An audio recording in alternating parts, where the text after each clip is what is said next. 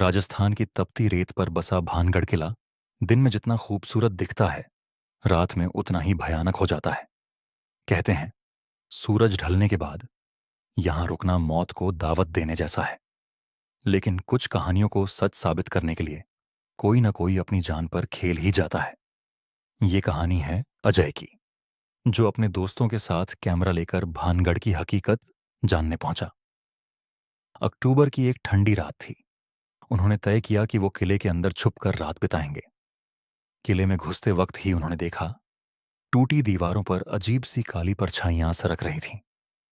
हवा में सड़ी लकड़ी और पुराने लोबान की गंध घुली हुई थी। रात के 11 बजे तक सबने अपनी टॉर्चें बंद कर दीं। अजय ने कैमरा ऑन किया। उसकी लाल बत्ती मंद रोशनी में दूर तक चमक रही थी। तभी किले के बीच वाले प्रांगण में कुछ सरसराहट हुई। शायद कोई जानवर होगा, रवि बोला। मगर तभी दीवार पर एक लंबा साया उभरा, सिर पर पगड़ी, लेकिन चेहरा एकदम काला, जैसे धुएं में घुला हो। वो परछाई धीरे धीरे आगे बढ़ने लगी। सबके दिल की धड़कन बढ़ गई। अजय ने थरथराते हाथ से कैमरा झूम किया। वहां सचमुच कोई था, एक बूढ़ा साधु जैसा आकृति, मगर उसकी आंखें रोशनी में जलती हुई अंगारों जैसी चमक रही थीं।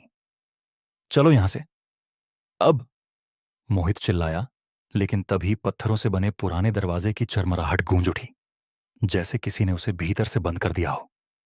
किले की छत से किसी औरत के चीखने की आवाज आई, इतनी करुण, इतनी भयानक कि रूह कांप जाए।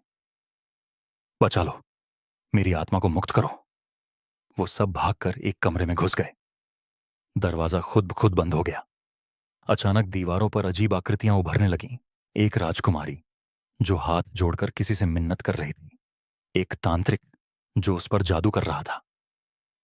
अजय ने कांपती आवाज में बुदबुदाया, ये वही तांत्रिक है जिसने राजकुमारी रत्नावती को पाने की कोशिश की थी। उसी का श्राप है ये सब। फर्श पर किसी अदृश्य चीज के घिसटने की आवाजें आईं। लगा जैसे कोई लोहे की जंजीर घसीट रहा हो। तभी कमरे की छत पर काला धुआं फैलने लगा। उसमें से वही पगड़ी वाला साया निकला। इस बार उसकी आंखों से काली लपटें फूट रही थीं। मेरी समाधि को अपवित्र करने की सजा अब तुम सबको मिलेगी। वो आकृति हवा में लहराई और एक झटके में कमरे की दीवारों पर हाथों के काले निशान उभर आए। किसी ने अजय की गर्दन दबोच ली। घबराकर अजय ने कैमरा गिरा दिया। अगली सुबह गांव वालों ने किले का दरवाजा खोला देखा। अंदर किसी का नामो निशान न था, सिर्फ कैमरा पड़ा था। उसमें रिकॉर्ड हुई चीखों की आवाजें और एक आखिरी दृश्य, काली आकृति अजय के चेहरे की तरफ झुकती हुई। कहते हैं, आज भी वो कैमरा किले के पास की चौकी में रखा है। जो भी उसे रात में देखने की कोशिश करता है, किसी अनजानी छाया की परछाई उसके पीछे पीछे चलने लगती है। और तब से भानगढ़ की हवाओं में उन खोई हुई आत्माओं की फुसफुसाहटें गूंजती रहती हैं। कभी सूरज के ढलने के बाद यहां मत आना।